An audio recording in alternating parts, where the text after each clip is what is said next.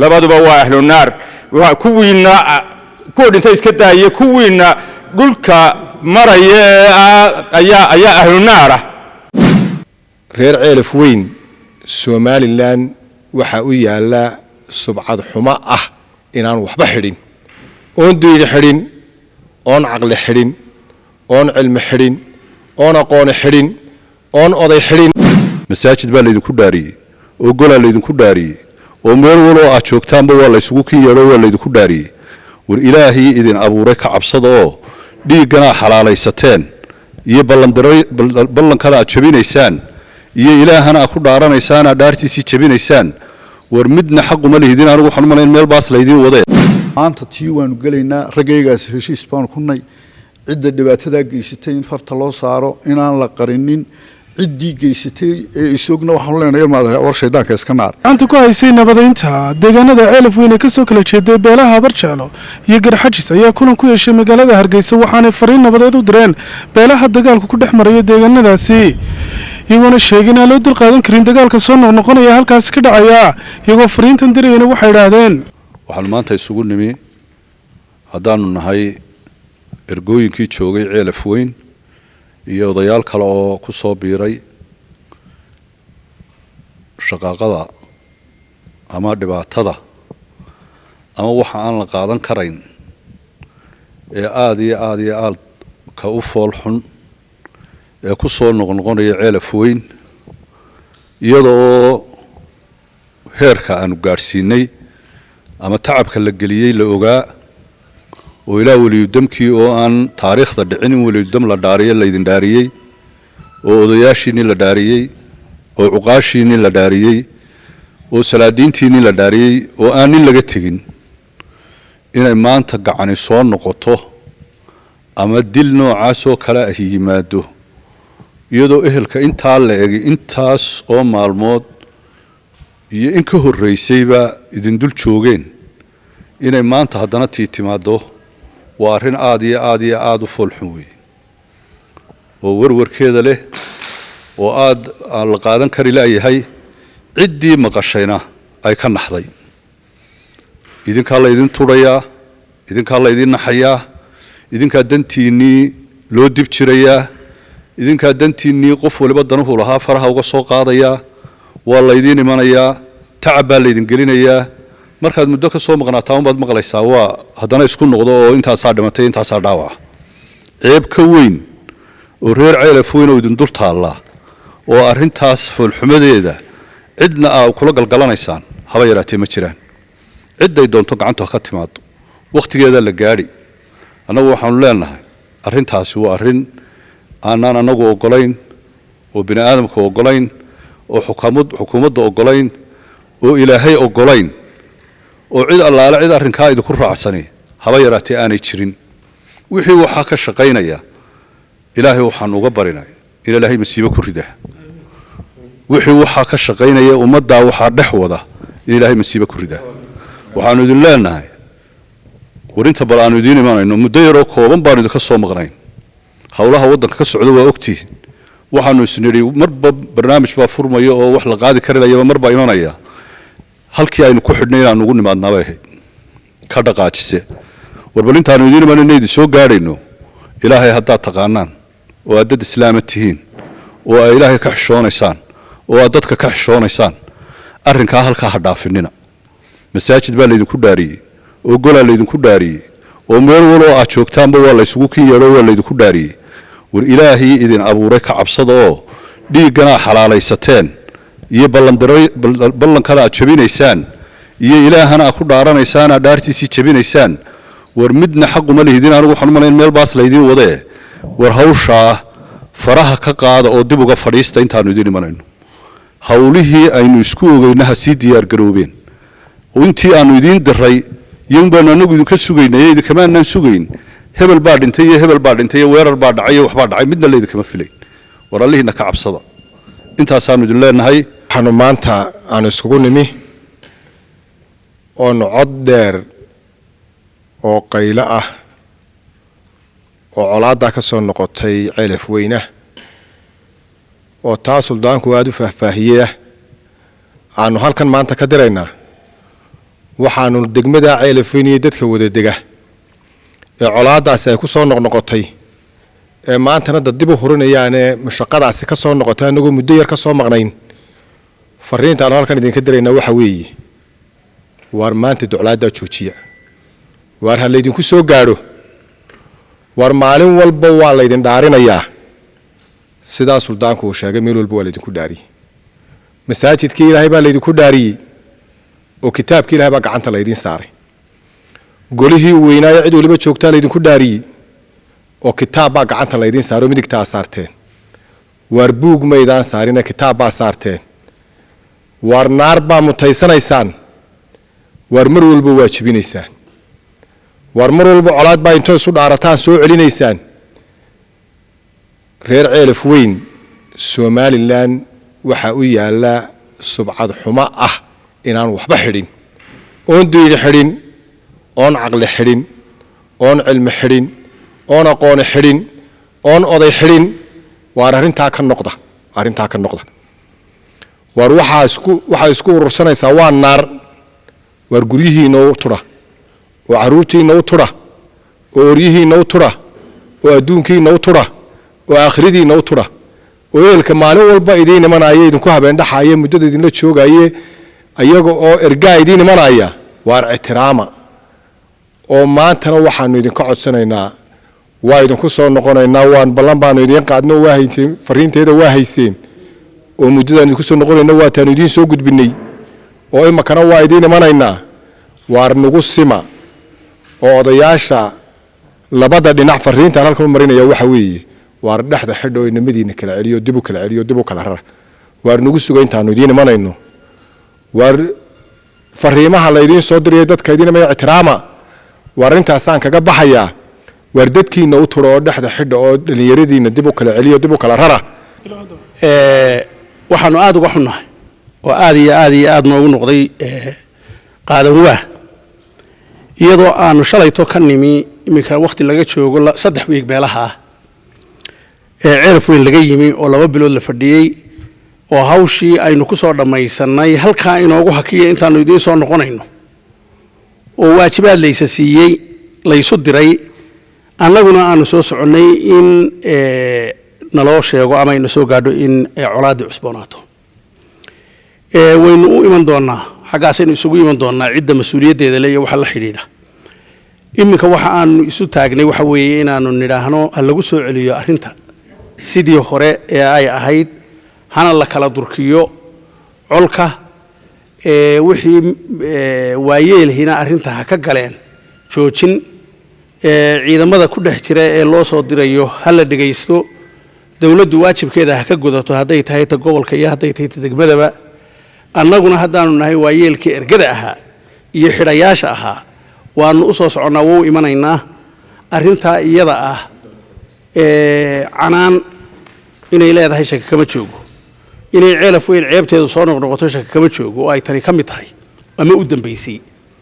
waxaanu leenahay haddaan afka laydinka odhanno uurkaa laga habaaraa oo la yidhaahda waxaa ka dambeeyay iyo haddii badakeeda leeyahay garasho la'aanta halkaa taalla waxa aan xoojinayaa tolow ku soo celiya talada ku soo celiya halkii ay lahayd ee aanu idinkaga dhimiyey ergada ahayd ee kiiskeeda lagu qaadayay ku soo celiya inta aanu idinku soo soconno wasalaamu calaykum waxaan marka hore tacsi u dirayaa dadkii ku dhintay bartaa ee u dambeeyey ee dagaalkaa xaqdarrada ah ee labadaa reer walaalaha ay isku hayaan in ilaahay u naxariisto inta dhaawacanna ilaahay inuu boogadhayo dee hadalkii wuu farabatay arrinkuna hadduu soo noqnoqdo wuxuu noqonayaa waxaan cidi garanayn iminka saaka markaan soo socday baa nin qoladana oo caaqilka ay la soo hadlay xaggeed ku socotaa buu igu yidhi waxaan ku socdaa waxaanu qabanaynaa shir jaraa'id oo nabad aanu baaqayno dee ma nabadunbaa wadaysaan buu yidhi haddaan war meeshan iskaga jooga buu yidhi aan idinka lafiina laydinku layn marka horta waxaan ka baqanayaa inay gaadhaba in cidiba idiin iman weydo laakiin midh baa ka dhinnaa inta badan arrimaha la gelayay waxa weeye cidda falalkaa keenta in rasuulku wuxuu yidhi unsur akhaaka daaliman aw madluuman walaalkaa u hiili hadduu gardaranyay iyo haddii laga gardaranyayba haddii laga gardaranyayna dee waa da inaad wax ka celiso ood ka qabato haddii uu gardaranyayna waa inaad qabato maanta tii waanu gelaynaa raggaygaas heshiis baanu ku nay cidda dhibaatadaa geysatay in farta loo saaro inaan la qarinin ciddii geysatay ee isogna waxaanu leenahay maadaha war shaydaanka iska naar ka loo geystay isogina waxaanu leenahay war ku samir waa lagu imanayaa marka anugu hadalkii waxaan kusoo gabagabaynayaa warnimayo dadka halkaa jooga dhowr iyo 40 cishaan joognay wixii aanu gunudnayn intaa ka shaqaynaynay khasaare ima kootaasoo wadee waa biyaha ku darteen ilmaadee rayaal wax allaaliyo wax kala haysaana garan mayno waxa ay isu tiina cid soo garan maayo war waxaan leeyahay ilaahay ka baqa aqligu ha shaqeeyo si walba waa loo dhigay imika ka u dambeeyay wali damkii baa la wada dhaariyay waxa la dhaariyay odaygii weynaa haddana wakaasoo wixii way dhaceen ilmaadee rayaal de inaan waxay noqonaysaa inaanu aayaddii baan ayaanu waa in aayaddii fa in baqad ixdaahuma waa in la dabaqadee in la dabaqay noqonaysaa ninka wax soo celiya la isugu tago diyaar baanu nahay anagoon habar jeclay iyo garxajis iyo cid toona kala lahayn iyo ma dawlad inaanu gallo cidii dambe de wax kharibaysa dawladda la mid baan leeyo xilka uu weynaadu ku saaran yahay meesha ciidankii hore uu ka soo baxay waa in saaka ciidan xoog la geeyo waa in dawladnimada laga baqo waa in inta aanu imanayno idinkuna xilka qaadaan aad baan u salaamaya dhammaan ummadda islaamka qolada halka joogtan waxaan leeyahay ilmaada reeyaal ilaahay baan idinku dhaariyay colka joojiya salaadiinta iyo waayeelka halka isugu yimi marka hore waa salaamaya assalaamu calaykum waraxmatullaahi wabarakaatu maanta baaqan sida la sheegay wuxuu ku salaysan yahay arintii shalay ka dhacday darar weyne iyo habeen hore arintaas oo fal soo noqday ah oo aan la filayn ummadiina argagax dambe ku riday ayaa baaqi maanta halka laga hadlayaa oo la isugu yimi haddii aanu nahay gudidii joogtay ceelafan fadhiday iyo salaadiinta waayeelka halka aanu ugu nimi ee beesha habar jeclay iyo garxajis ka koobnaa isugu qaybsanaa ee hawsha gacanta ku hayay awalan marka hore farkaas soo noqday waa cambaaraynayna si xoog laanu cambaaraynayna raalina kama nihin waxaan loo sheegay dhammaantood labada dhinacna waxaanu ku wargelinay nabadda gacanta isugu geeyaan hawsha dhacday ciddii geysatay waa la isugu imanayaa wax naga qarsooni ma jiraan wax walba say ku dhaceen iyo say u socdaan waa la hayaa warkeeda waa la isugu lagu wada xisaabtami doonaa laakiin hadda waxa laga hadlayaa waxa weeye waa nabadgelyadii inaanay sii fidin arrintaasu oo aanay nagu sii dheeraan oo mar dambe ka dabagey aanay noqon qodobna geysatay idina markiina geysta yay noqon taasa laga digayaa waa la idinku imanayaa arrintaas meel bay joogtay waa la soo xiray feeskeedii hore nabadgelyadii waa la soo xiray oo dhaad baa lagu soo xiray waxa loo balasana waxay wada qaybtii labaad iyo wada hadalkii iyo goobta la isugu yimaado waa taasoo maanta waxaana ka daba yimi ummadda jamhuuriyadda Soomaaliland ama ummadda muslimka markastay joogto waa ka naxiseen waa la idin wada habaaraya masiiba ay ku dhacdo baa leeyahay waxa idin ducaynayaa waa yar yihiin mana jiraan war waxaan leenahay ilaahay ka baqa aqliguna ha shaqeeyo maskaxduna ha shaqeyso nabadgelyadana gacanta la isugu geeyo wuxuu wax waa dhacayaan maxaa u dhacay la oran maayo waa qad waa qoran wax qoran ajal baa de meesha nafun baa baxaysa waa maktuub laakiin maxaa laga qabtay baa taala yaa wax dambe lagu daray baan leenahay halka ay joogto ha joogto waayeelka reer Sanaag ee aanu ilaa xalay la hadlaynay ee soo boqolay inta hadhayna waxaan ugu baaqaynaa inay degdeg u yimaadaan oo goobta yimaadaan oo arrintaas gacanta ku qabtaan oo waajibka ay leeyihiin reer Sanaag ay gutaan maalin walba ay sugin in galbeed iyo cid looga soo diro erga soo socota waajibka ay leeyihiin iyagana waxaan leeyahay warqaato qabsada oo dadka lidika tol ah oo u dhaxeeyo u jooga oo xirahoodii ah kala qabta urunta u kala sheega oo ku dhiiradaan leenahay annagu waa idinku imanaynaa xukuumadana waxaan leeyahay war waajib xukuumadana waxaan leeyahay ciidankii meesha joogay waxa ku dhacay waa ka xunahay laakiin waxaan leeyahay ciidankii meesha ha lagu celiyo dawladda nabadgelyada iyo roolkeeda ha qaadato ciidankana xoojin dambe ha lagu sameeyo dawladnimadana waxa weeye waxay loo sameystay in lagu kala baqo dawladda waxaan leenahay dawladda waajibkaaga qaado nabadgelyadana ha la sugo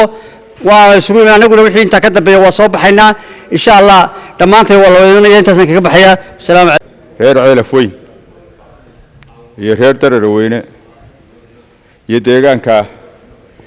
7 sannadood ayaa imka hawshaasi ay soo noqnoqonaysay waa yeel iyo xukuumad iyo culimo iyo codkar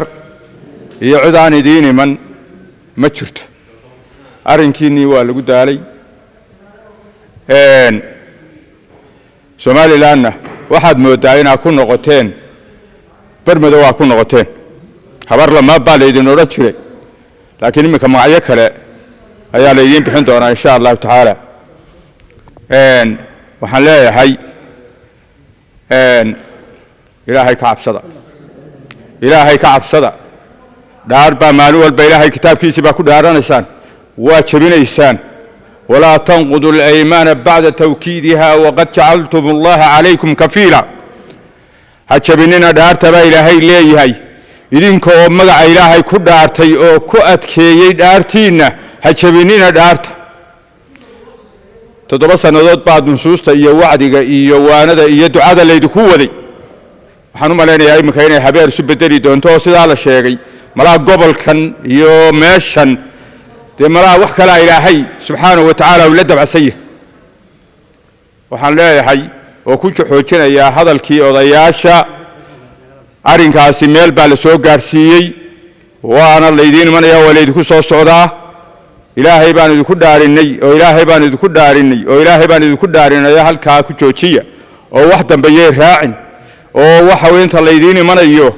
waxa weeyaan arrinta waa yeelka iyo maqla wax garadka xukuumadana waxa leeyahay heer degmo iyo heer gobol iyo heer qaranba way ku jirtaa walla ciidamada jooga ciidankii shalaytay imika waxa weeyaan de waa la laayo waa ognahay dhimashada iyo dhaawacaba waa ka xunaa ciidankii qaranka ee soo gurmaday in la laayo waa ka xunaa yeelkeeda way dhacday waa inay xukuumaddu maaragtay ay ciidamada xoojiso arintana ay gacan bira ku qabato insha Allah taala ويلكنا وصوب حيا ويدين من أيان أرنتها لجو سمو إلهينا كعبصدا سبحانه وتعالى يلكن بحاله أنت دمتينا الله ونحرستو أنت دعوة عنتينا أنا قمت دعينا يدك كمالو البكير كأيام مقرنا سوا حويان وحن تاجنا يا القاتل والمقتول في النار لبعض بوا أهل النار كوينا كود أنت إسكتها يكوينا قلك مرة يا أهل النار uurku dhigla iyo afku dhigla iyo gacan ku dhigla miidhana kala safan uur xumada iyo waxa weeyaan ay hayso ilaahay ka cabsada arintana ku simoodayaasha assalamu alaykum warahmatullahi wabarakatuh halkan ka hadlay baan la qabaa baaqa nabadda ee aanu dirayno awalan intii ku dhimatay Allah u naxariisto intii ku dhaawacantayna Allah ha shaafiyo intaa ka bacdi waxaan ahaa ergadii ceelaf weyn joogtay waxaanan u malaynayaa waa markii shanaad ama lixaad ee aan imaado maalin walba caaqil iyo oday iyo waxgarad ayaa la dhaarinayay waxaan u malaynayaa reer ceelaf weyn dhaarta ay masaajid gudaheed ku dhaaranayaan ee goob ku dhaaranayaan inay u haystaan biyaha cabayaan ama shaaha war ilaahay ka baqa hadda doorkan aanu ka nimi deegaanadiinii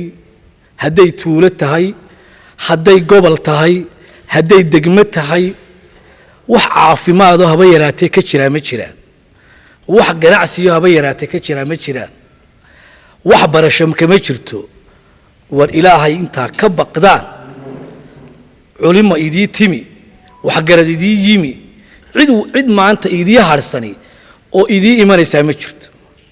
waxaanad moodaysaan qoriga aasidataan aad la gariiraysaan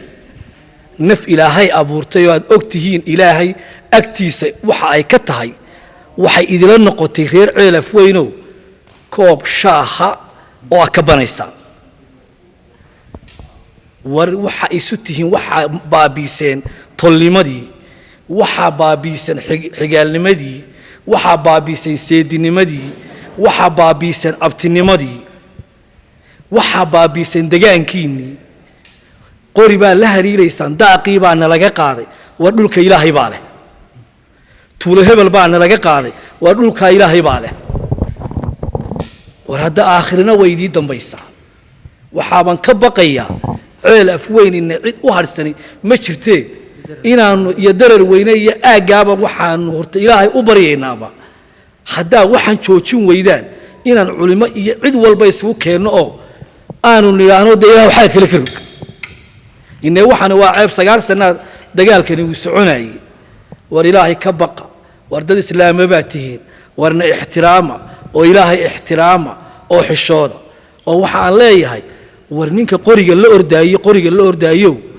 ilaahay miyaad ilowday aakhira miyaad ilowday tuulada ma lihid degaanka ma lihid dhulka ma lihid ilaahay baa leh waxaan leeyahay nin kasta oo magaca islaamka sheeganaya ama magaca Soomaali sheeganaya ama magaca sheeganaya maxaa haydeenay reer Somaliland nin wal oo qoriga la ordaayo war ilaahay xasuuso ilaahay baa halkan kugu la xisaabtamaya maalinta yoomal qiyaame walaalkay baa la dilay aabahay baa la dilay war aabaha qorigu sitay hadii la dilay hadii walaalka la dilay walaalka qorigu sitay